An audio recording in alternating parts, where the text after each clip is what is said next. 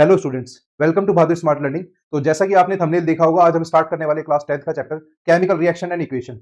ये मेरे हाथ में एक मिस्ट कन्वर्टर है जो कि डायरेक्टली वाटर को कन्वर्ट कर रहा है मिस्ट में with the help of ultrasonic effect of electric current. ठीक है, तो ये केमिस्ट्री है, फिजिकल स्टेट चेंज हो रहा है, लिक्विड टू गैस में ये वाटर कन्वर्ट हो रहा है। ठीक है, तो आइए स्टार्ट करते हैं इस चैप्टर को। ठीक है, और आप सभी लोगों को ये चैप्टर आज मैं बहुत ही बेस्ट वे में हर एक टॉपिक और हर एक chemical reaction, different types of chemical reaction के साथ कवर करके पूरा चैप्टर में कवर करूंगा। ठीक है, तो आइए स्टार्ट करते हैं।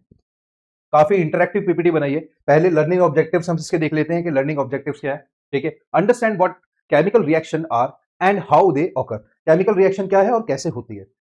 आइडेंटिफाई इंडिकेटर्स और of chemical reaction, colour change, gas evolution etcetera. ठीक है, learn to write chemical equation by using symbols and formulas. Symbol और फॉर्मूलाज के बेसिस पे आप केमिकल इक्वेशन को कैसे राइट कर सकते हो। Master the step balancing equation. Balancing equation में इसमें आपको सिखाऊंगा। Apply the law of conservation of mass. Law of conservation of mass को आप कैसे अप्लाई करोगे।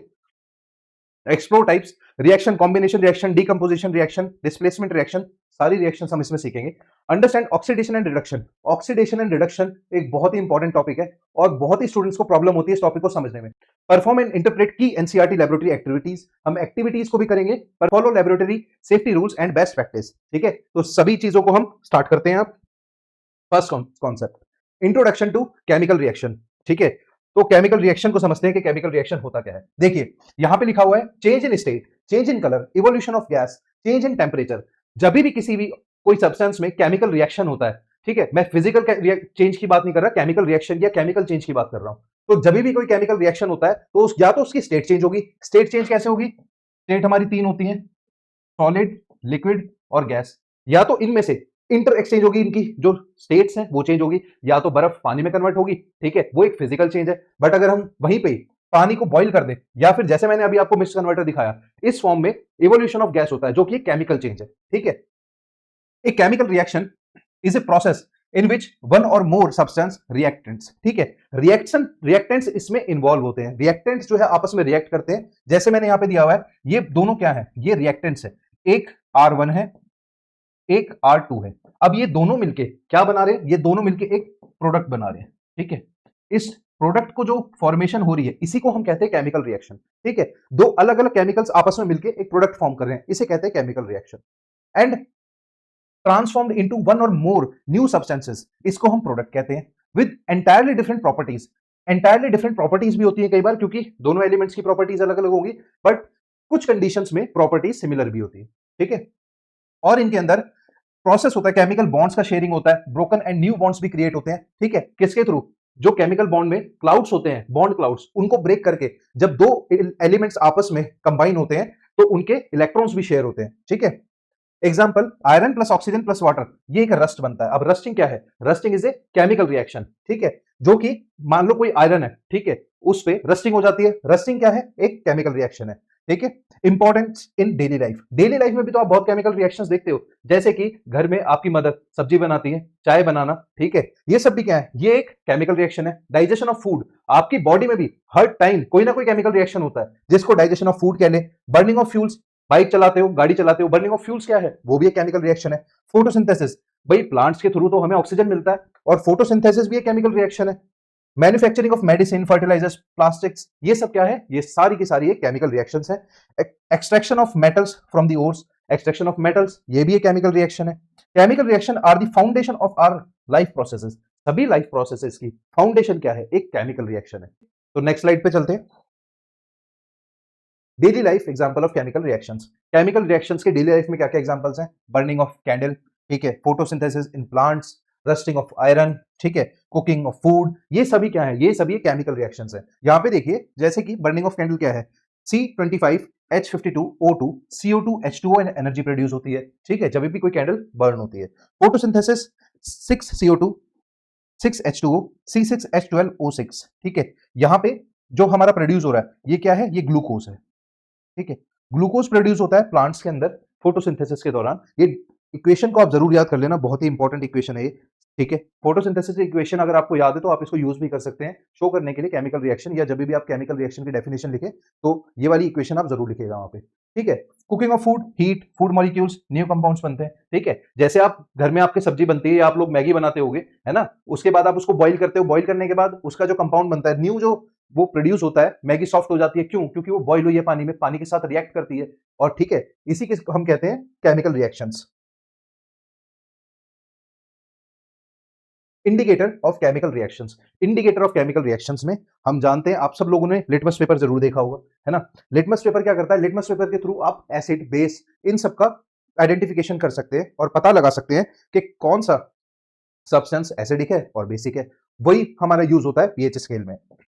पीएच स्केल के थ्रू आप मेजर कर सकते हैं कि कौन सा एलिमेंट या फिर कोई सब्सटेंस एसिडिक है या फिर बेसिक है।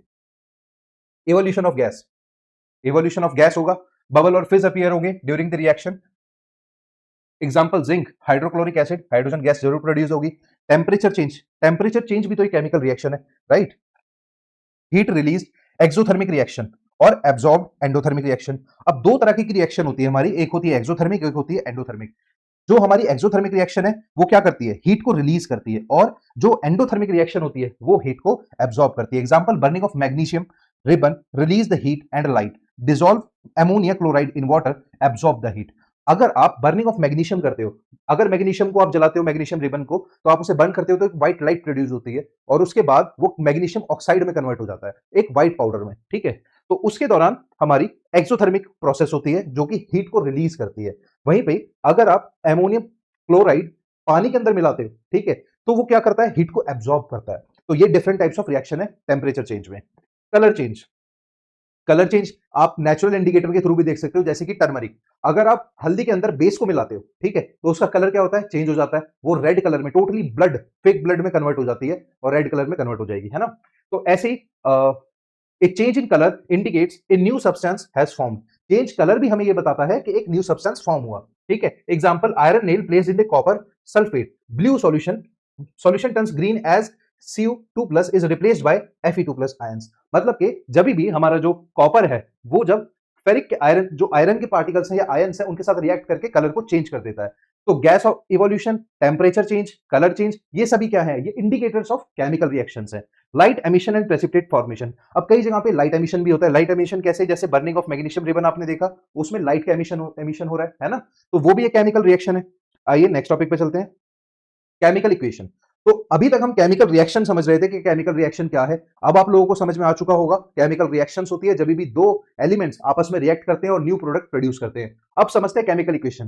केमिकल इक्वेशन सिंपल वर्ड्स में, अगर मैं आपको सिंपल वर्ड्स में अगर मैं एक्सप्लेन करूं, केमिकल इक्वेशन जो होती है रिप्रेजेंटेशन ऑफ केमिकल रिएक्शन होता है। मतलब कि आप किसी भी केमिकल रिएक्शन को एक सिंबॉलिक वे में कैसे रिप्रेजेंट करते हो, उसको कहते हैं केमिकल इक्वेशन। ठीक है, तो a chemical equation is a symbolic representation of the chemical reaction using chemical formulas and symbol. Reactants are written on the left side, ठीक है, and products on the right side separated by the arrow.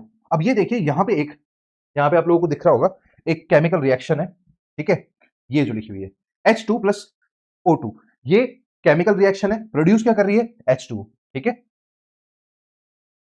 Advantages of chemical equation, chemical equation का advantages क्या है?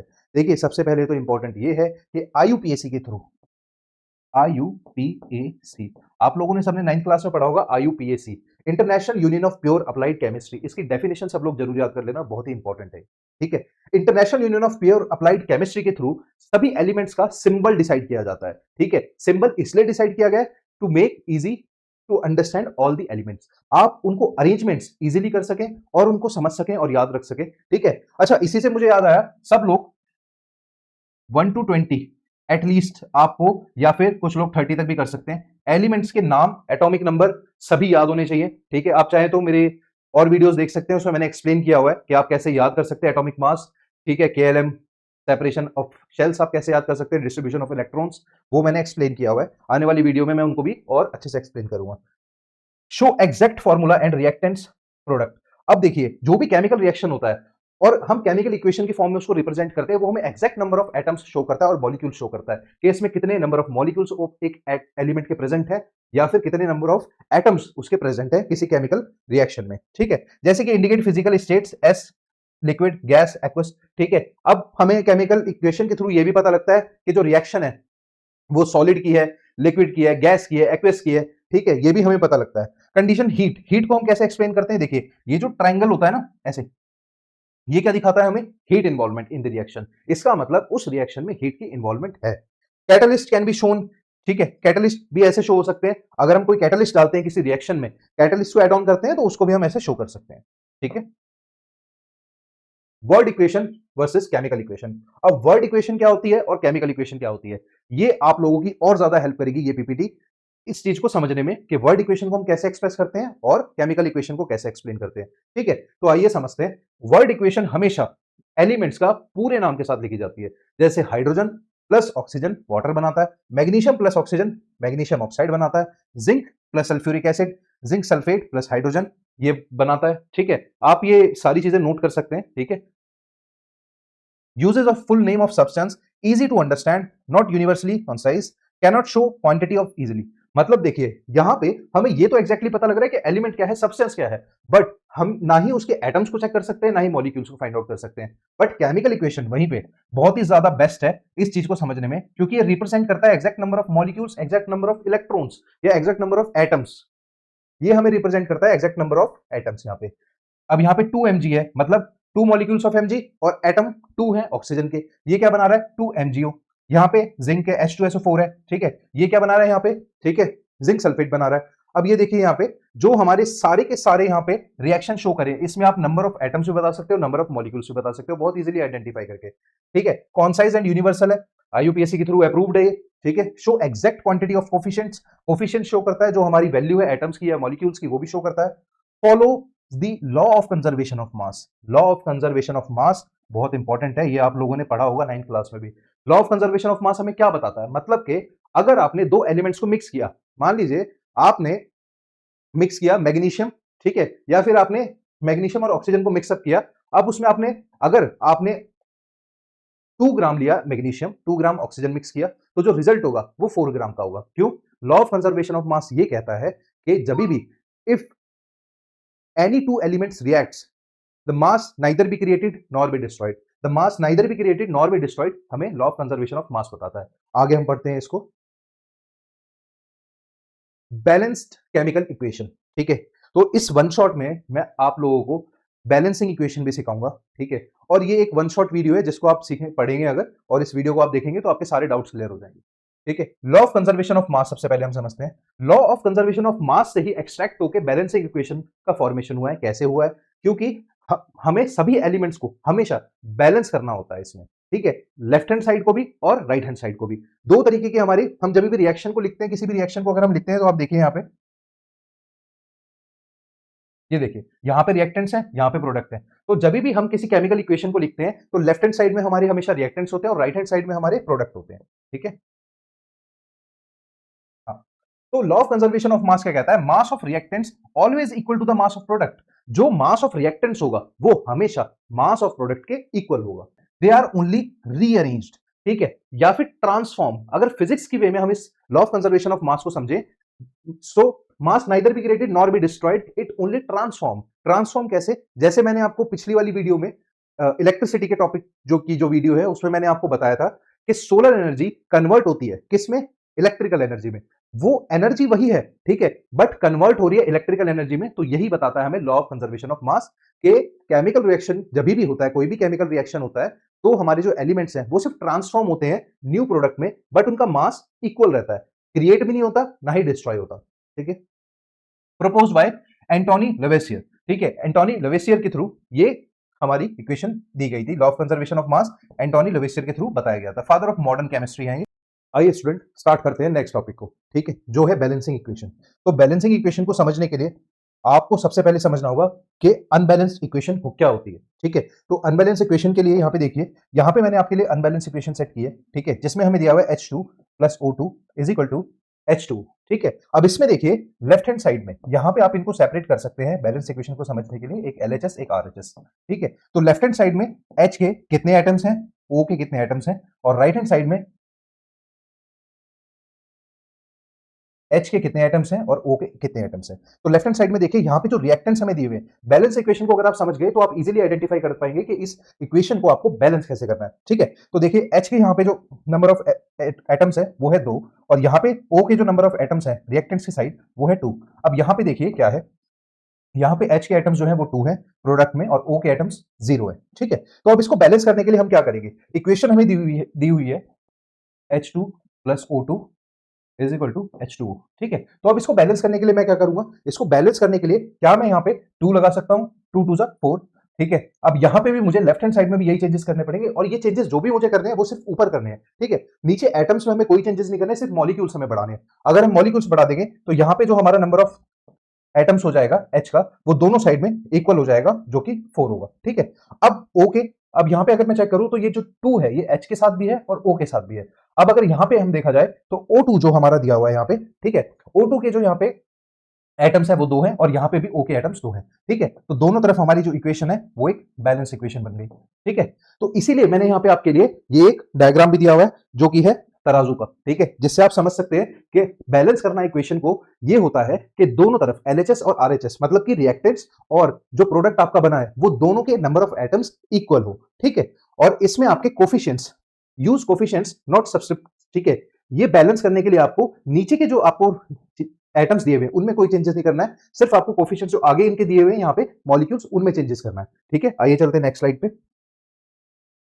Law of conservation of mass. तो law of conservation mass of mass क्या होता है, law of conservation of mass होता है जिसमें कि the mass neither be created nor be destroyed. ठीक है, मतलब के की principle in the chemical reaction the total mass of the reactant always equal to the total mass of the product. जो कि हमारे रिएक्टेंट्स का मास होगा वो हमेशा प्रोडक्ट के मास के ऑलवेज इक्वल होगा। इट मींस यहां पे जो रिएक्टेंट्स हैं, ठीक है, 2H2 प्लस O2 ये हमारा इज इक्वल टू होगा बिल्कुल 2H2O के। मतलब कि यहां पे अगर आप चेक कर सकते हैं 4 gram plus 32 gram is equal to 36 gram on both side. तो बोथ साइड में जो मास होगा एलिमेंट्स का वो ऑलवेज इक्वल होगा। यही है हमारा लॉ ऑफ कंजर्वेशन ऑफ मास। ठीक है, हिस्टोरिकल नोट्स क्या है इसके, एंटोनी लेवेसियर ने इसके ऊपर थ्योरी दी थी। फ्रेंच केमिस्ट थे लेवेसियर जो थे, first propose the law of through careful experiment using sealed vessels. इन्होंने सील्ड वेसल्स में ये एक्सपेरिमेंट किया था इन्होंने।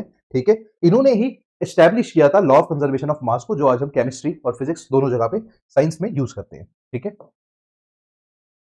Step two balance chemical equation. अब इसमें मैंने कुछ आपके लिए स्टेप्स मेंशन किए जिससे आप बैलेंस इक्वेशन को और इजीली समझ सकते हैं और इसमें आपके मिस्टेक या फिर एरर होने के चांसेस बिल्कुल मिनिमाइज हो जाएंगे। ठीक है, तो सबसे पहले राइट द करेक्ट फार्मूला। सबसे पहले आपको फार्मूला करेक्ट लिखना आना चाहिए। ऐसा नहीं है कि आप फार्मूले को गलत लिख रहे हैं। जैसे कि यहाँ पे आपको H2O का फार्मूला मैंने दिया हुआ है, यहाँ पे आपको H2O का फार्मूला लिखना आना चाहिए। सारे एलिमेंट्स के आपको सिंबल्स याद होने चाहिए 1 से लेकर 30 तक। ठीक है, 1 to 30 आप याद कर लो, वो ज्यादा बेटर रहेगा, उससे आपसे एरर भी कम होंगे। ठीक है, तो बैलेंसिंग इक्वेशन के लिए आपको सबसे पहले जो स्टेप है वो फॉर्मूला सही आपको लिखना है। ठीक है, काउंट ऑफ एटम्स करना है, आपको एटम्स का काउंट करना है लेफ्ट हैंड साइड में और राइट हैंड साइड में, दोनों तरफ आपको एटम्स को काउंट करना है कि नंबर ऑफ एटम्स कितने हैं।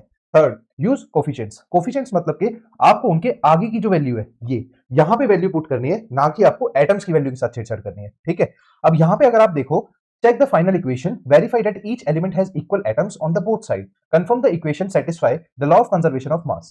अगर आपने एंड में चेक किया दोनों तरफ लेफ्ट हैंड साइड में और राइट हैंड साइड में दोनों तरफ एक इक्वेशन में, केमिकल इक्वेशन में अगर नंबर ऑफ एटम्स इक्वल है तो इसका मतलब यस आपने law of conservation of mass को फॉलो किया और उस इक्वेशन को अनबैलेंस से आपने बैलेंस बना दिया। तो ये है इजी स्टेप्स कि आप बैलेंसिंग इक्वेशन कैसे कंप्लीट कर सकते हैं। इसके क्वेश्चन जरूर आएंगे पेपर में, एनसीईआरटी में भी इसके क्वेश्चन प्रैक्टिस करने के लिए आपको दिए हुए हैं, आप उनको भी प्रैक्टिस कर सकते हैं।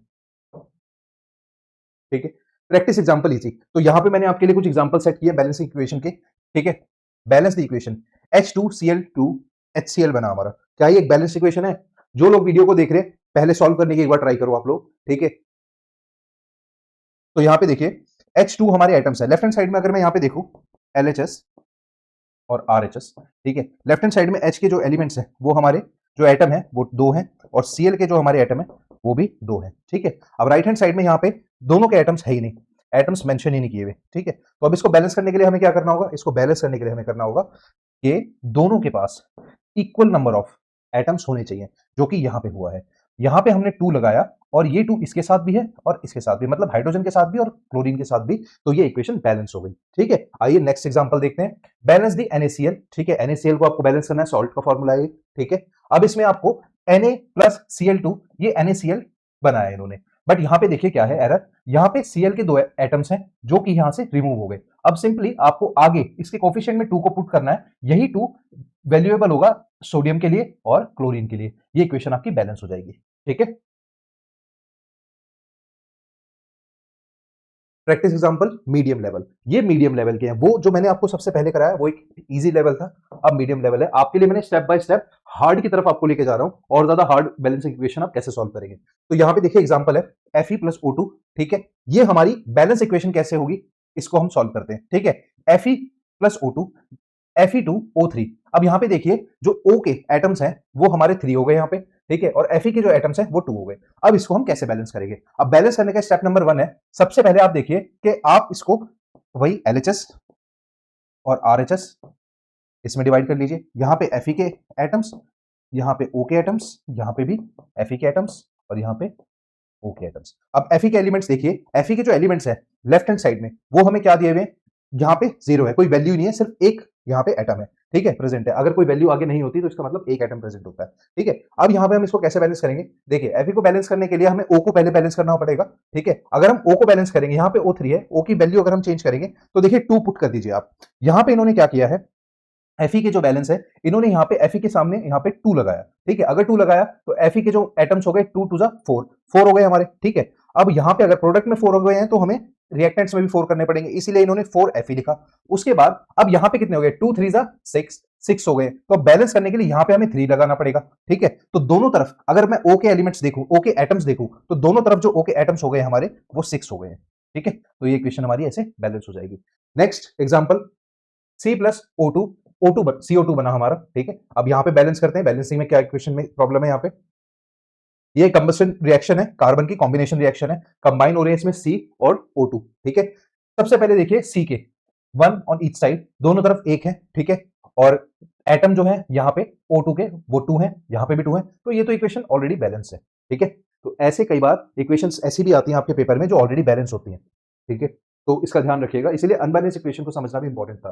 तो ये है बोर्ड लेवल। बोर्ड लेवल में आपके देखिए यहाँ पे आपको एल्यूमिनियम प्लस HCl दिया हुआ है। ठीक है, एल्यूमिनियम और HCl को अगर आप बैलेंस करना चाहेंगे, यहाँ पे देखो AlCl3, ठीक है, H2। अब इसको बैलेंस करते हैं ये। ठीक है, यहाँ पे देखिए बैलेंस इक्वेशन इसकी क्या बनेगी। स्टेप 1 सबसे पहले यहाँ पे इन्होंने क्या किया, Cl को बैलेंस करने के लिए इन्होंने 2Al लगाया लेफ्ट हैंड साइड में, क्योंकि राइट हैंड साइड में यहाँ पे इन्होंने 2 पुट करा। अब ये जो 2 पुट करा है ये Al के लिए भी है और Cl के लिए भी है, तो Al की वैल्यू हमारी 2 हो गई, इसीलिए हमने लेफ्ट हैंड साइड में जो है इसके एलिमेंट्स के साथ 2 पुट किया। अब यहाँ पे Cl की वैल्यू कितनी होगी, Cl की वैल्यू 2 3 6। अब हमें यहाँ पे जो वैल्यू पुट करनी पड़ेगी, यहाँ पे इस जगह पे बैलेंस इक्वेशन को बनाने के लिए, वो हमें यहाँ पे HCl के आगे 6 लगाना पड़ेगा। इससे हमारा H भी 6 हो जाएगा और Cl भी 6 हो जाएगा, और यहाँ पे हम जो H है इसके आगे भी 3 पुट कर देंगे, इससे 3 2 जा 6। दोनों तरफ हमारी इक्वेशन जो है वो बैलेंस हो जाएगी और सारे हमारे एलिमेंट्स के एटम्स भी बैलेंस हो जाएंगे। ठीक है, तो ये इक्वेशन हो गई। नेक्स्ट एग्जांपल है डीकंपोजिशन रिएक्शन।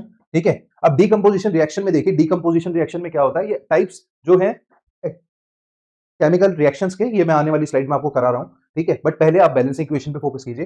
तो जितने भी स्टूडेंट्स देख रहे हैं वो ये वाली इक्वेशन को एक बार ट्राई कीजिए।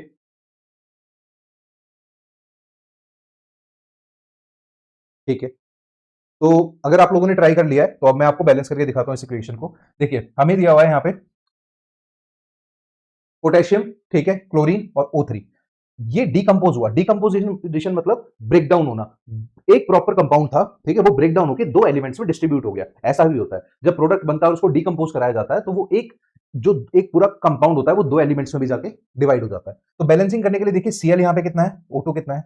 अगर यहाँ पे आप वैल्यू देखेंगे तो Cl को बैलेंस करने के लिए अब जो यहाँ पे O के साथ है, O की वैल्यू 2 हो गई है। ठीक है, अब O को बैलेंस अगर आप करेंगे तो आपको यहाँ पे वैल्यू पुट करनी होगी 2।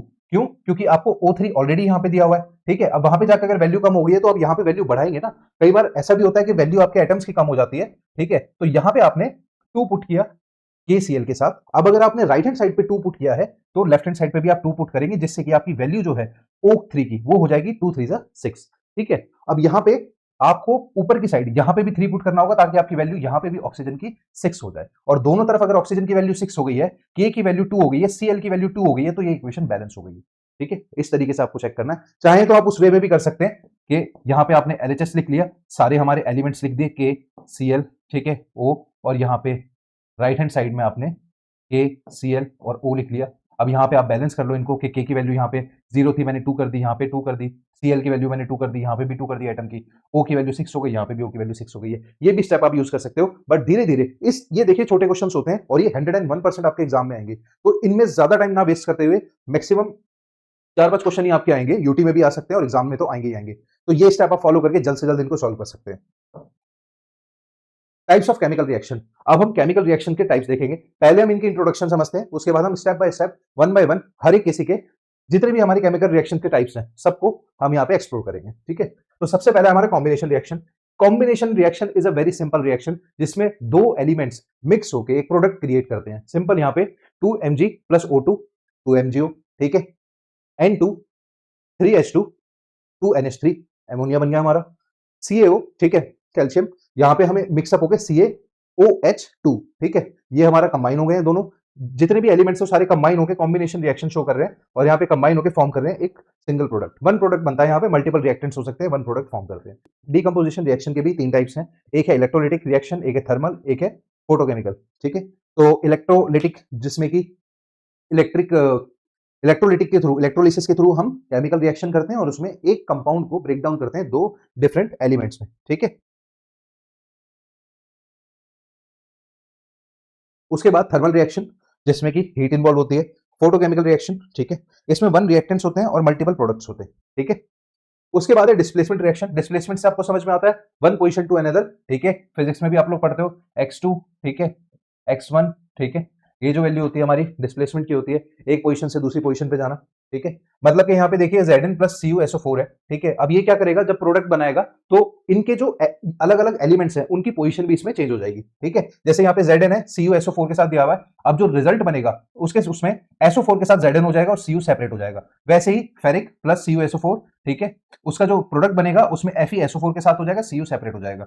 Zn2HCl, यहाँ पे Zn जो है वो Cl के साथ हो जाएगा और H2 अलग हो जाएगा, H2 हाइड्रोजन गैस रिलीज होगी इसमें। ठीक है, डबल डिस्प्लेसमेंट रिएक्शन क्या है? डबल डिस्प्लेसमेंट रिएक्शन जिसमें कि दो एलिमेंट्स अपनी पोजीशन को चेंज करते हैं।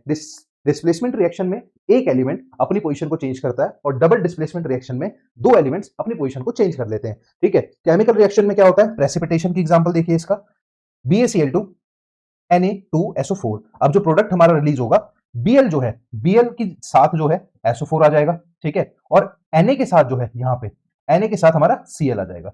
दोनों एलिमेंट्स अपनी पोजीशन को चेंज कर लेंगे। सिंपल सी आप इसको आइडेंटिफाई देख के भी कर सकते हैं कि डबल डिस्प्लेसमेंट रिएक्शन क्या है, डिस्प्लेसमेंट रिएक्शन क्या है। आइए इनको एक बार सेपरेटली एक्सप्लोर करते हैं। कॉम्बिनेशन रिएक्शन, अभी मैंने बताया कॉम्बिनेशन, देखो यहाँ पे हाथ मिला रहे हैं लोग, कंबाइन हो रहे हैं, मतलब हाथ मिला रहे हैं एक दूसरे के साथ और कंबाइन होके एक न्यू प्रोडक्ट फॉर्म कर रहे हैं। ठीक है, इसे कहते हैं क्या? Combination reaction. कॉम्बिनेशन रिएक्शन के तो नाम से ही समझ में आता है। ठीक है, definition, a combination reaction is one in which two or more reactants combine to form a single product. ठीक है, जैसे यहाँ पे एग्जांपल देखिए, N+3H2 is equal to 2NH3। ठीक है, की फीचर्स क्या है? Two or more substance combine to form one product, energy usually released, exothermic reaction. ठीक है, एक्सोथर्मिक रिएक्शन है, can occur between elements and compound, application synthesis of ammonia, formation of water, formation of calcium oxide. ठीक है, तो ये सभी चीजें इसके अंदर होती है कॉम्बिनेशन रिएक्शन में। बहुत सिंपल सा है ये। Second, decomposition reaction. Decomposition reaction देखिए, यहां पे इन दोनों के बीच में लड़ाई हो गई है। ठीक है, जब रिएक्शन स्टार्ट हुआ उसके बाद इन दोनों में लड़ाई हो गई है ना, और ये सेपरेट हो गए एक दूसरे से। देखिए उनके बीच में डिफरेंस आ गया, सेपरेट हो गए एक दूसरे से। तो वही है हमारा डीकंपोजिशन रिएक्शन। ए भी साथ में थे, ए भी अलग अलग हो गए। ये है ए और बी, ये प्रोडक्ट है। ठीक है, एक एलिमेंट ये, एक एलिमेंट ये, दोनों सेपरेट हो गए। ठीक है, दोनों के एटम के जो क्लाउड्स ऑफ एटम है, ठीक है, वो हमारे सेपरेट हो गए। क्लाउड्स ऑफ एटम ब्रेक हो गए एक दूसरे के, जो क्लाउड्स बने थे, बॉन्ड शेयरिंग थी बीच में, इनके बीच में जो बॉन्ड रहा होगा वो बॉन्ड ब्रेक हो गया, है ना। ठीक है, इसे ही कहते हैं decomposition reaction. Electrolysis of water के थ्रू हम इसको जो है डिकम्पोज कर सकते हैं कंपाउंड को। ठीक है, थर्मल डिकम्पोजिशन होता है, फोटोकेमिकल डिकम्पोजिशन होता है जो कि लाइट एनर्जी से होता है, और थर्मल डिकम्पोजिशन होता है हीट एनर्जी के थ्रू, और इलेक्ट्रोलिसिस इलेक्ट्रिकल एनर्जी के थ्रू। ठीक है, thermal decomposition reaction. Thermal decomposition reaction क्या होता है? ठीक है, thermal decomposition reaction is the type of decomposition reaction in which a single compound break down into two or more simpler substances when heated. जब भी हम किसी प्रोडक्ट को हीट प्रोवाइड करते हैं तो वो ब्रेक डाउन होता है टू डिफरेंट एलिमेंट्स में, इसी को तो हम कहते हैं थर्मल डिकम्पोजिशन रिएक्शन। देखिए CO3 CaCO3, इसको हमने हीट प्रोवाइड की, हीट का साइन मैंने आपको दिखाया था, जहां पे मैं ये ट्रायंगल बनाऊंगा इसको हम हीट का साइन कहते हैं। तो ये डिकम्पोज होकर क्या हुआ? O plus CO2। अब ये दो डिफरेंट एलिमेंट्स में कन्वर्ट हो गया, ब्रेकडाउन हो गया। लैब ऑब्जर्वेशन क्या कहती है? When calcium carbonate limestone is strongly heated in the test tube, it decompose into calcium oxide, quicklime and carbon dioxide gas। अब जब भी हम लाइमस्टोन को हीट अप करते हैं तो हमारा कैल्शियम ऑक्साइड प्रोड्यूस होता है जो कि क्विकलाइम है, और कार्बन डाइऑक्साइड गैस रिलीज होती है। ठीक है, तो ये है हमारा थर्मल डिकम्पोजिशन रिएक्शन। आप सब लोग ये जो पीपीटी हमारी है इसको भी ले सकते हैं। ठीक है, हम ये आपको पीपीटी प्रोवाइड कर देंगे, हमारे नंबर पे आप कांटेक्ट करें, पीपीटी हम आपको प्रोवाइड कर देंगे। आपको नोट्स जो बनाने आपको अभी वीडियो में देख के पड़ेंगे वो आपके पास नोट हम भेज देंगे, आप हमसे कांटेक्ट कर सकते हैं। ठीक है, नेक्स्ट इलेक्ट्रोलिटिक डिकम्पोजिशन रिएक्शन। अब इसमें इलेक्ट्रोलिसिस के थ्रू, इलेक्ट्रिकल एनर्जी के थ्रू एक प्रोडक्ट को क्या करा जाता है? सेपरेट किया जाता है ना, और डिकम्पोज करके दो डिफरेंट एलिमेंट्स बनाए जाते हैं। जैसे कि एग्जांपल यहां पे दिया हुआ है आपको 2H2O। ठीक है, ये हमारा लिक्विड में है, और ये जो बना रहा है हमारा 2H2 जो कि गैस रिलीज कर रहा है, प्लस O2 जो कि गैस की फॉर्म में रिलीज कर रहा है। देखिए यहाँ जो ब्रैकेट में ये चीज दी होती है ना, जो यहाँ पे ब्रैकेट में दी हुई है, ये हमारा लिक्विड है। ये शो करता है कि स्टेट क्या है किसी एलिमेंट का या फिर किसी कंपाउंड का, स्टेट क्या है, क्या वो लिक्विड है, क्या सॉलिड है, क्या वो गैस है। ठीक है, क्या वो एक्वस है। Electrolytic decomposition is a type of decomposition reaction in which a compound break down into simpler substances using electrical energy। यहां पे मैंने आपके लिए एग्जांपल लगाया हुआ है ऑलरेडी। ठीक है, अब ये क्या है? एक एनोड है, एक कैथोड है, यहां पे है ना, दो पॉइंट्स दिए हुए, एनोड और कैथोड। जो एनोड होता है हमारा वो नेगेटिवली चार्ज होता है, और जो कैथोड होता है वो हमारा पॉजिटिवली चार्ज होता है। बस ये दो चीजें भी याद रखिएगा। ठीक है, याद रखना। ठीक है, बहुत सिंपल सी चीज है, सबको पता होनी चाहिए। अब इसमें क्या है? बैटरी वोल्टेज में कनेक्ट की हुई है। ठीक है, बैटरी कनेक्ट की हुई है। बैटरी क्या कर रही है? यहाँ पे चार्ज को फ्लो करा रही है। ठीक है, अब चार्ज अगर फ्लो हो रहा है तो देखिए यहाँ पे जो हमारा पूरा एक मिक्सचर बना हुआ, एक सॉल्यूशन है किसका? H2O का। अब इसमें हमारी हाइड्रोजन गैस ऊपर प्रोड्यूस हो रही है और वाटर मॉलिक्यूल्स यहाँ पे रह रहे हैं। तो ये क्या कर रहा है? ये एक इलेक्ट्रोलिटिक डिकम्पोजिशन रिएक्शन शो कर रहा है। ठीक है, हाइड्रोजन गैस अलग रिलीज हो रही है और ऑक्सीजन अलग रिलीज हो रही है, इसे ही कहते हैं इलेक्ट्रोलिटिक डिकम्पोजिशन रिएक्शन। ठीक है, electrical energy drives decompose cathode anode. ये यहाँ पे साइन गलत दिया हुआ है, कैथोड जो है वो आप नोट कर लीजिएगा, माइट बी कुछ एरर होगा इसमें। कैथोड जो है वो पॉजिटिव होता है हमारा, और जो एनोड होता है वो नेगेटिव होता है। ये इंटरचेंज हो गए हैं, might be there is some reason, there is glitch something. Okay, तो volume of H2 produce two volume of O2। मतलब कि जब भी हम यहाँ पे देखेंगे ऑक्सीजन जो है वो ज्यादा प्रोड्यूस होगा। ठीक है, ट्वाइस होगा इन कंपैरिजन टू हाइड्रोजन। ठीक है, use in industrial electrolysis of brine NaCl solution. ठीक है, तो NaCl सॉल्यूशन के लिए ये इंडस्ट्रियल यूजेस इसके होते हैं, जो इलेक्ट्रोलिसिस हमारा रिएक्शन यूज होता है डिकम्पोजिशन का। नेक्स्ट स्लाइड पे चलते हैं, फोटोकेमिकल डिकम्पोजिशन। फोटोकेमिकल डिकम्पोजिशन क्या होता है? देखिए, फोटोकेमिकल डिकम्पोजिशन में सनलाइट के थ्रू, सनलाइट जो आती है, ठीक है, वो क्या करती है? ब्रेक डाउन करती है एक कंपाउंड को दो डिफरेंट एलिमेंट्स में। देखिए कैसे होता है। मान लीजिए 2AgCl। ठीक है, ये ब्रेक डाउन होगा 2Ag प्लस Cl में। ठीक है, मतलब कि यहां पे आपको दिया हुआ है, देखिए, photochemical decomposition is the breakdown of compound due to the light energy which is sunlight, UV light. ठीक है, यूवी लाइट के थ्रू ब्रेकडाउन होता है। ठीक है, यहां पे silver chloride decompose in sunlight from the silver grey and chlorine gas. Chlorine gas release हो रही है यहाँ पे, और सिल्वर जो क्लोराइड है हमारा वो ब्रेक डाउन होके किसमें? सिल्वर ग्रे में कन्वर्ट हो रहा है, इस वाले इमेज में जो दिया हुआ है। ठीक है, सनलाइट क्या करती है? सनलाइट ब्रेक डाउन करती है कुछ कंपाउंड्स को, जैसे कि सिल्वर क्लोराइड है, चाइना डिश। ठीक है, ये हमारा है, और ये ब्रेक डाउन कर रहा है सिल्वर को अलग, और जो हमारी क्लोरीन गैस है उसको अलग रिलीज कर रहा है। एक another example, AgBr break down हो रहा है 2Ag और Br में। ठीक है, ये है हमारा sodium bromide. Sodium bromide decompose हो रहा है और क्या बना रहा है? देखिए, की पॉइंट्स क्या है यहाँ पे? Light energy breakdown the chemical bonds. Chemical bonds आपको पता है कई तरीके के हमारे बॉन्ड्स होते हैं। ठीक है, एक तो हमारा सिंगल बॉन्ड, ठीक है, जिसको हम ऐसे रिप्रेजेंट करते हैं, सिंगल बॉन्ड हो गया हमारा।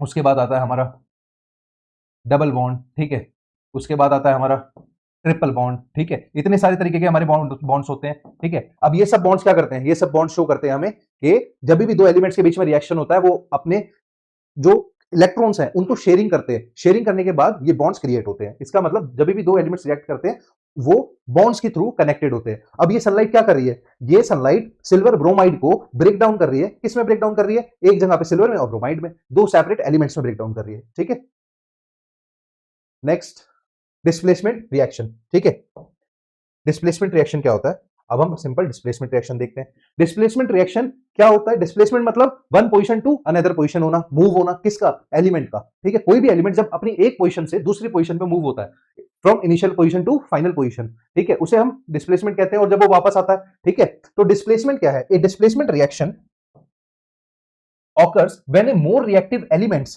displace less reactive elements from its compound। बात को ध्यान से समझना सब लोग, यहां पे लिखा है more reactive elements displace less reactive elements from its compound in A solution.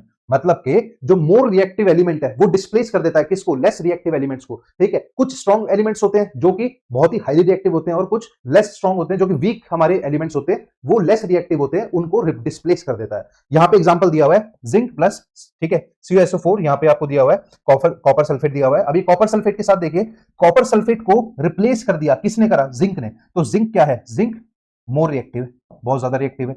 और जो हमारा कॉपर है वो क्या है? वो लेस रिएक्टिव है इन कंपैरिजन टू क्या? जिंक। जब भी तो जिंक ने रिप्लेस कर दिया क्योंकि जिंक हाईली रिएक्टिव है, ठीक है। तो यही है हमारा डिस्प्लेसमेंट रिएक्शन। ये सिंगल डिस्प्लेसमेंट रिएक्शन है, इसको याद रखना, सिंगल। आइए नेक्स्ट स्लाइड की तरफ चलते हैं। Double displacement reaction. Double displacement reaction जैसा कि मैंने अभी आपको पहले ही बताया था, single displacement, double displacement. Double displacement में क्या होगा? दो एलिमेंट्स अपनी जगह स्वैप कर लेंगे, डिस्प्लेस हो जाएंगे। कॉन्सेप्ट वही होगा, जो मोर रिएक्टिव होगा वो लेस रिएक्टिव की जो पोजीशन है उसको चेंज कर देगा, ठीक है। A reaction in which two compound reacts by exchanging their ions, cation and anion. Cation और अनायन जो होते हैं इनको चेंज कर देता है, ठीक है। अब कैटायन और अनायन भी दिए हुए, ये भी हमारे दो आयंस हैं। आयंस होते हैं, अभी मैंने आपको जो कैथोड और एनोड बताया था वो पॉइंट्स थे किसके? इलेक्ट्रोड के पॉइंट्स थे, ठीक है। अब यहाँ पे जो कैटायन और अनायन है ये मैंने ऐसे ही आपको याद कराया, A for negative, C for positive, ठीक है। तो आयंस, ये भी आयंस में आएंगे हमारे, एक तरफ हो जाएगा हमारा कैटायंस, एक तरफ हो जाएगा हमारा एनायंस, ठीक है। तो जो ए से शुरू होता है वो नेगेटिव है और जो सी से शुरू होता है वो पॉजिटिव है, ठीक है। ये दो हमारे आयंस होते हैं, ठीक है, जो मैंने यहाँ पे आपको बताई थी वीडियो में। ये वाले आयंस के बेसिस पे मैंने बताए थे आपको। ये हमारी इलेक्ट्रोड्स हैं, इलेक्ट्रोड्स, ठीक है। ये इलेक्ट्रोड्स कनेक्टेड होती है, ये जो यहाँ पे कनेक्टेड होती है ये हमारी इलेक्ट्रोड्स होती है। अंदर जो कनेक्टेड है ये देखो, ग्रेफाइट रोड इलेक्ट्रोड्स कहते हैं इनको, ठीक है।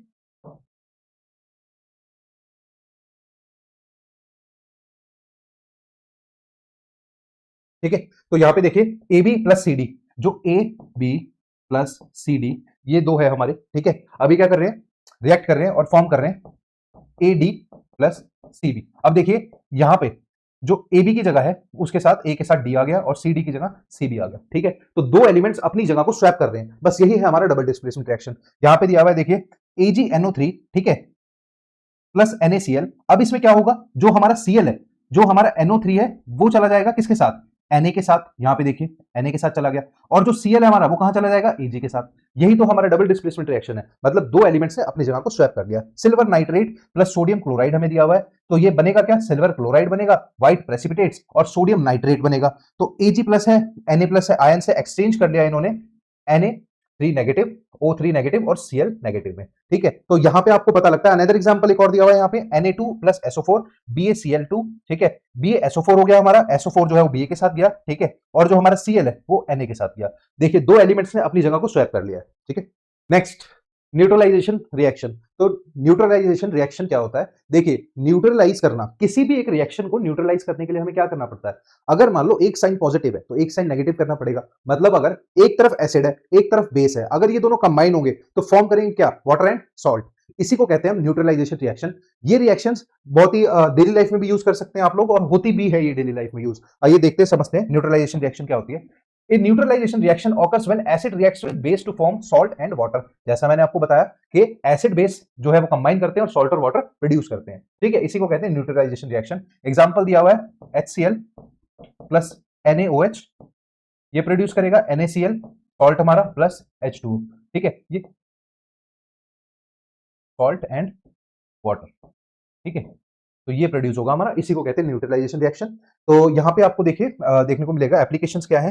एंटासिड, ठीक है, न्यूट्रलाइज एक्सेस टू स्टमक, ठीक है, जो हमारा एसिड रिलीज होता है, ठीक है, एंटासिड है, और रिलीव एसिडिटी, एसिडिटी से रिलीज हमें मिलता है MgOH2 से।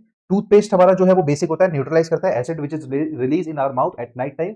नाइट में आप लोगों को ब्रश करके क्यों सोना चाहिए? इसीलिए क्योंकि आपके जो टीथ होते हैं, जो दांत होते हैं, उस पे जब आप खाना खाते हो तो वो क्या कर देते हैं? वो एसिडिक हो जाता है हमारे लिए, ठीक है। अब वो एसिडिक होते हैं, आपके जो स्टमक के एंजाइम्स हैं वो आपके खाने को डाइजेस्ट करने के लिए जो आपके माउथ में रह गया है, ठीक है, उनको डाइजेस्ट करने के लिए आपके माउथ तक आते हैं। बट आप अगर ब्रश करके रात को सोओगे तो आपके मुंह में ऑलरेडी बेस होगा, और माउथ में अगर आपके बेस होगा ऑलरेडी तो वो न्यूट्रलाइज हो जाएगा, वहां पे आपके प्रॉब्लम नहीं होगी और फिर कैविटी भी कॉज नहीं होगी। ठीक है।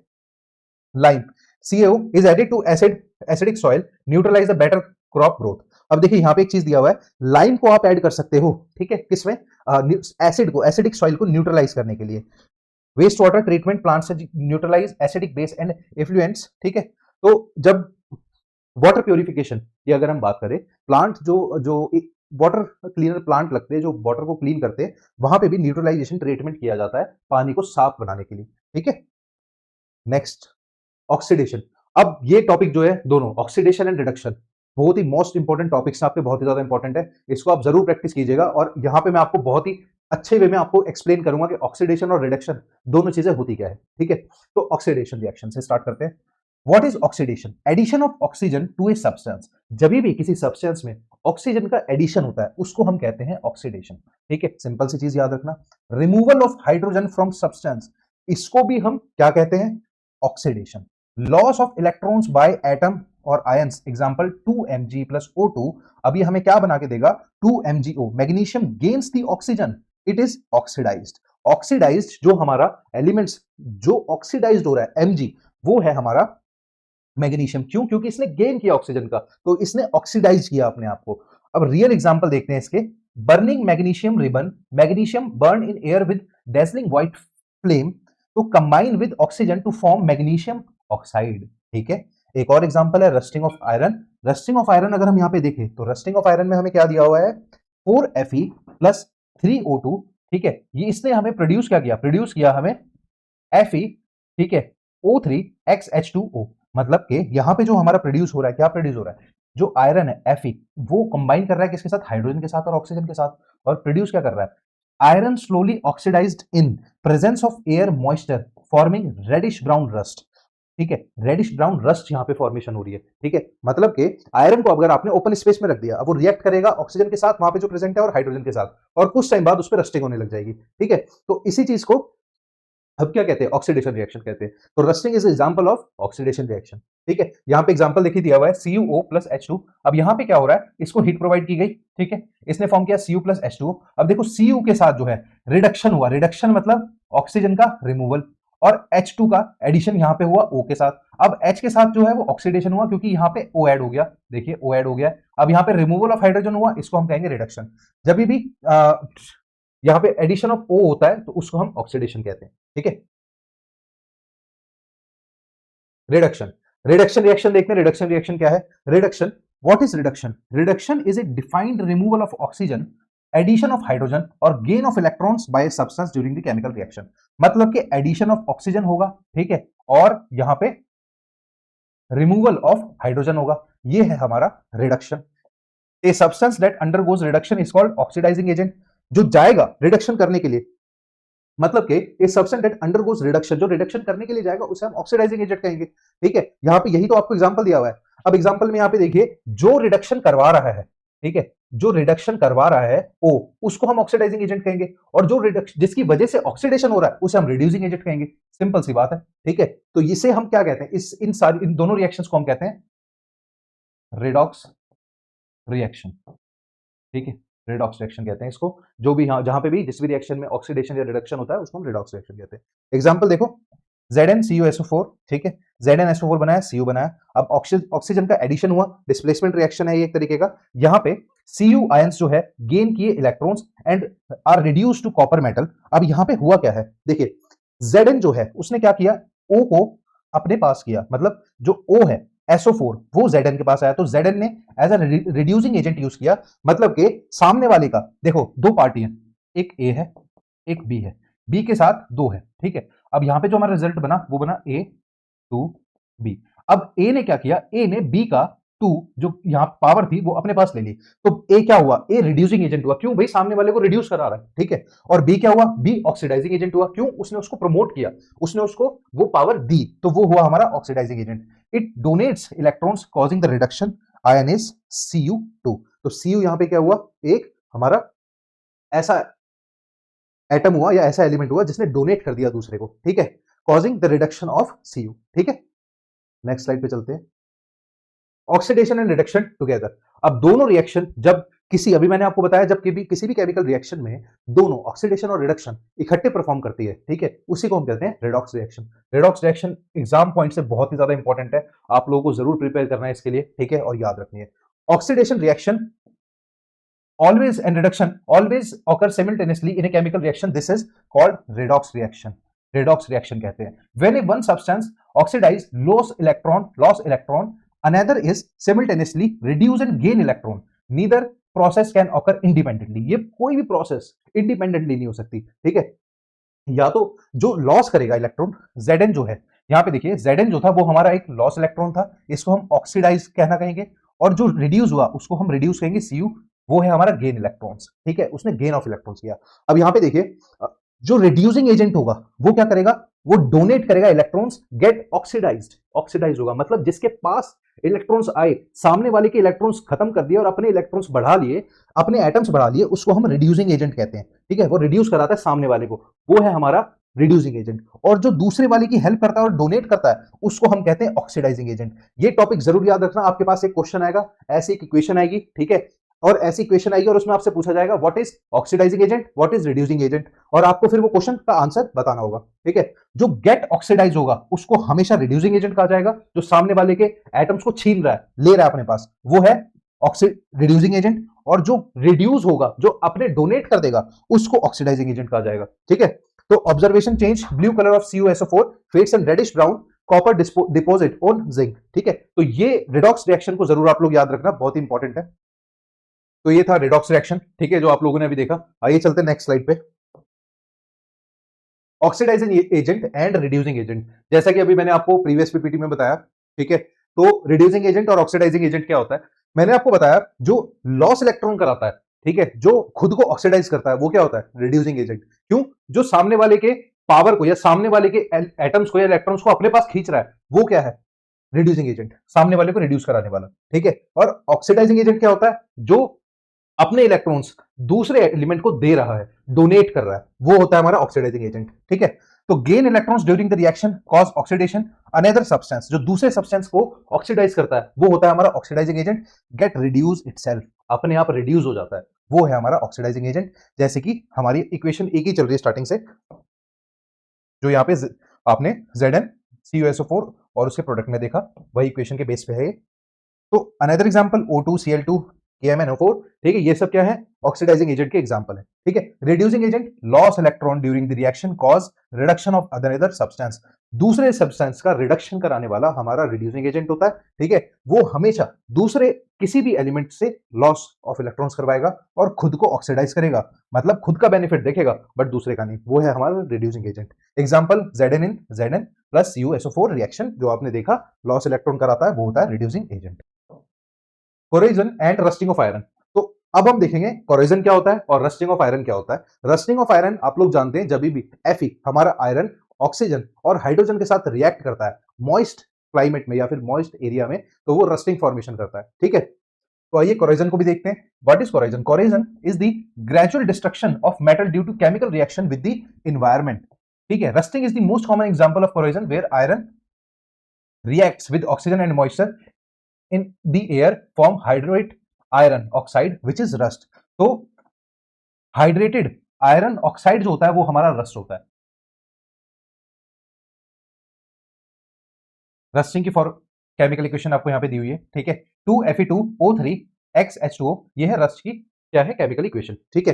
तो condition needed presence of oxygen और मॉइस्चर होना चाहिए, वहां पे ही रस्टिंग पॉसिबल हो सकती है, ठीक है। प्रिवेंशन ऑफ रस्टिंग क्या क्या है? प्रिवेंशन ऑफ रस्टिंग के लिए आप कोटिंग यूज कर सकते हो। देखो कई जगह पे, जैसे कि हमारे रेलवे स्टेशन होते हैं, ठीक है, तो रेलवे स्टेशन पे जो कई पार्ट्स होते हैं ऐसे, मान लीजिए इंफ्रास्ट्रक्चर हो गया अगर किसी रेलवे स्टेशन का, तो वो आयरन का बना होता है। जहां जहां पे भी आयरन, जैसे ब्रिजेस हो गए, उन पे कोटिंग की जाती है, ठीक है। वो क्या करती है, वो रस्टिंग को प्रिवेंट करती है। पेंटिंग, पेंट करना क्या करता है, दो लेयर्स के बीच में, किसकी, जो कि ऑक्सीजन है हमारा, ऑक्सीजन और हाइड्रोजन, ठीक है, ये दोनों होते हैं, और Fe आयरन, इनके बीच में एक लेयर का फॉर्मेशन कर देता है, ठीक है। ये जो लेयर होती है ये प्रोटेक्ट करती है आयरन को, किससे, मॉइस्चर से रिएक्ट होने से और रस्टिंग फॉर्मेशन होने से बचाती है। तो इसलिए इसका एक सॉल्यूशन पेंटिंग भी है। इसको ग्लेवेनाइजेशन कहते हैं, coating of iron with a layer which is of zinc, ठीक है। ऑयलिंग एंड ग्रीजिंग, ऑयलिंग और ग्रीजिंग जैसे कि बाइक और गाड़ी में भी। अच्छा, बारिश का मौसम आता है तो बाइक की जो चेन होती है, ओपन चेन होती है, उसमें रस्टिंग होने लग जाती है, तो ऑयलिंग और ग्रीजिंग बहुत इंपॉर्टेंट होती है, जिससे कि आपकी बाइक स्मूथ वर्क करती है, ठीक है। और जो गियर होते हैं वो भी इजीली लगते हैं, क्यों? क्योंकि जो रोटेशन होता है आपकी चेन का वो इजीली होने लगता है। अगर वहां पे रस्टिंग लग गई तो वहां पे अगर आप ग्रीजिंग नहीं करी आपने, वहां पे अगर ऑयलिंग नहीं करी तो आपका जो जो रोटेशन होता है किसका, चेन का, वो स्लो हो जाता है, क्योंकि वहां पे रस्टिंग हो जाती है और स्मूथ वर्क नहीं करता। Prevent contact with air and moisture, alloying making the stainless steel, ठीक है। देखिए अलॉय का यूज कर सकते हैं, आयरन की जगह अलॉय का यूज कर लीजिए या तो, ठीक है, जो कि स्टेनलेस स्टील हो गया, एफई हो गया, क्रोमियम हो गया, निकल हो गया, रेसिस्ट दी रस्ट, रस्ट से कुछ हद तक, ठीक है, रेजिस्ट करता है रस्ट को, ठीक है। इलेक्ट्रोप्लेटिंग करा सकते हैं, depositing of protective metal layer on the iron, ठीक है, एक अच्छी लेयर डिकम्पोजिशन से, ठीक है, डिपोजिटिंग करा सकते हैं प्रोटेक्टिव लेयर की आयरन के ऊपर, जिससे कि रस्टिंग नहीं होगी। तो ये वाले क्वेश्चंस आपके एग्जाम्स में आ सकते हैं। व्हाट इज कोरोजन, ठीक है, कई लोग कोरोजन को लेकर कंफ्यूज रहते हैं, तो समझिएगा ये रस्टिंग ही होता है, ठीक है, कॉम्बिनेशन जहां पे भी रिएक्शन होता है आयरन, मॉइस्ट एंड ऑक्सीजन के बीच में। आइए नेक्स्ट टॉपिक पे चलते हैं। Rancidity, what is rancidity, rancidity क्या होता है, आइए रेंसिडिटी को समझते हैं। Rancidity is a spoilage of fat and oil due to oxidation making food smell and taste unpleasant, cause of rancidity। rancidity क्या होता है? exposure to air oxygen reacts with fats, मतलब के ऑयल, फैट्स, ठीक है। रेंसिडिटी बेसिकली वही चीज होती है जब भी ऑयल या फैट, खाना खराब हो जाना, रेंसिडिटी हो जाना उसके अंदर। मॉइस्चर एक्सेलरेट दी ऑक्सीडेशन, ठीक है, ऑक्सीडेशन को एक्सेलरेट करता है मॉइस्चर। रेंसिडिटी है क्या? ऑयलेज ऑफ फैट्स होगा, ऑयल होगा, due to oxidation making food smell and taste unpleasant, खाना खराब हो जाता है, उसको कहते हैं रेंसिडिटी, ठीक है। Heat and light speed up the process, heat और लाइट जो है वो प्रोसेस को स्पीड अप करती है। जैसे कि मान लो अगर समर सीजन है, समर सीजन में आपने अपनी फ्रिज के कोई आइटम्स या फिर जो फ्रिज के आइटम्स हैं इनको आपने बाहर रख दिया, तो कहते हैं कि सब्जी जल्दी खराब हो जाती है ड्यू टू रेंसिडिटी। अगर ओपन में आपने सब्जी बनाई और रख दिया उसको, ठीक है, आपने कोई डिश बनाई उसको बाहर रख दिया, तो अब वो जो ऑयल होगा और उसके अंदर जो फैट प्रेजेंट होंगे मॉलिक्यूल्स, वो रिएक्ट करने लगेंगे, किसके साथ? ऑक्सीडेशन करने लगेंगे, और एक अनप्लीजेंट स्मेल वहां से आने लगेगी और स्मेल क्रिएट हो जाएगी। इसीलिए गर्मियों के मौसम में ज्यादातर आपको जो भी आप सब्जी बनाए या फिर जो भी आप डिश बनाए उसको आप फ्रिज में ही रखें, ठीक है। अगर आपको लॉन्ग टाइम के लिए रखनी है, बाहर रखेंगे तो रेंसिडिटी क्रिएट हो सकती है और आपको स्मेल वहां पे बहुत ज्यादा क्रिएट होगी। प्रिवेंशन ऑफ रेंसिडिटी, एंटीऑक्सीडेंट, इसके लिए बीएचए और बीएचटी, ठीक है, एडिड पैकेज फूड और एयर टाइट स्टोरेज रखें, जो जो भी आप आइटम को रख रहे हैं उसको पैक करके एयर टाइट स्टोरेज में रखें, ठीक है। Refrigeration slow down oxidation reaction, अगर आपने मान लीजिए एक दिन पुराना आपका खाना था, आपने उसको फ्रिज में रख दिया, तो माइट भी आप उसको कल यूज कर सकते हो समर सीजन में, ठीक है, बट वहीं पे आप उसको अगर बाहर रख देते हो तो रेंसिडिटी क्रिएट होगी और आपका खाना खराब हो जाएगा। इसके लिए आप रेफ्रिजरेटर में उसको रख सकते हो, जिससे ऑक्सीडेशन का रिएक्शन जो है वो स्लो हो जाएगा।